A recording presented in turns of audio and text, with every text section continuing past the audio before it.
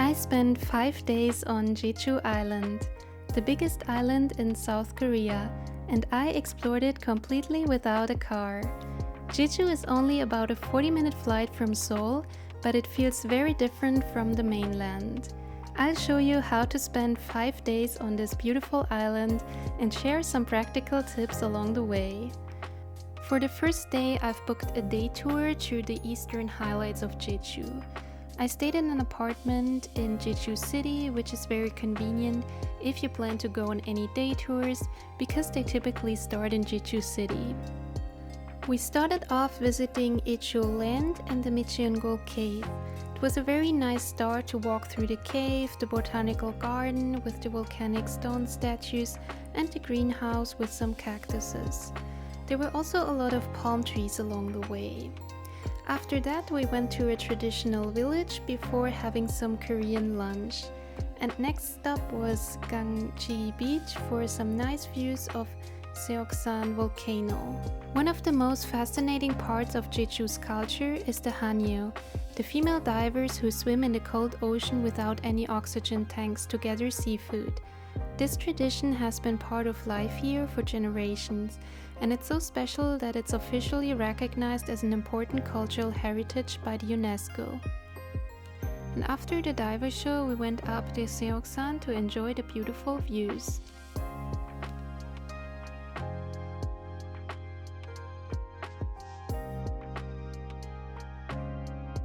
The last stop of the day was the beautiful Hamdok Beach. It was already a bit cold and windy in the afternoon in October, but the light was really beautiful to take some nice photos. On the 28th of October 2025, I finally hiked Hallasan, the tallest mountain in South Korea. I already made the required reservation about a month ago and hoped for good weather. Fall is the perfect season to hike Hallasan, as it tends to be dry and sunny, but not too hot, and you might see some colorful leaves along the way. We started at 8 a.m. We had to hike Seonpanak Trail, so the easier one, as the only other way to the summit was closed. We were very lucky because the weather was simply perfect. Very sunny, around 21 degrees Celsius at sea level. But keep in mind that temperatures can be around 20 degrees colder at the summit. The whole hike took us a bit longer than 8 hours. It gets a bit exhausting at the end, but it's doable for any fit person without any prior training. Hiking boots are definitely recommended, and some hikers might like to bring some hiking poles. The Hallasan hike typically takes a whole day. I think I was back in my accommodation at around 5 p.m. It is possible to take the bus to the entrance of the hiking trail, but I took an Uber for more convenience. It was only about 14 euros for a 30-minute drive. Make sure to reserve a spot on the hike beforehand and bring the QR code to the entrance so that the staff can check it. I really loved the Hallasan hike. It was probably my favorite day during the trip. For day 3 and day 4, I had to change my accommodation because I wanted to spend a night in the south of the island in Seogwipo. It was really easy and convenient to take the bus from Jeju City to Seogwipo. It took me about an hour and 20 minutes, and I think it cost between 1 or 2 euros. It was really cheap. My first mission was to explore the beautiful waterfalls around Seogwipo. I just put the names of the waterfalls right next to them to not bother you guys more with badly pronounced Korean names. This waterfall was my favorite. I walked around Seogwipo until I finally reached the little island with the remarkable bridge. You can just walk across the bridge and walk around the entire island. It doesn't take long, maybe 30 minutes or a bit longer if you take a lot of photos like I did. I got myself a nice little smoothie and enjoyed the beautiful landscape. You can even see Hallasan from this island. After that, I shortly visited another waterfall later in the afternoon. Maybe it didn't carry as much water, but it was still nice to see.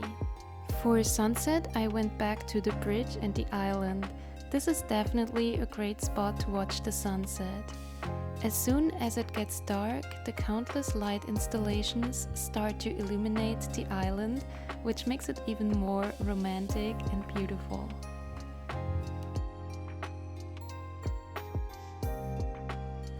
My second day tour started with a short walk around the Hallasan wetlands.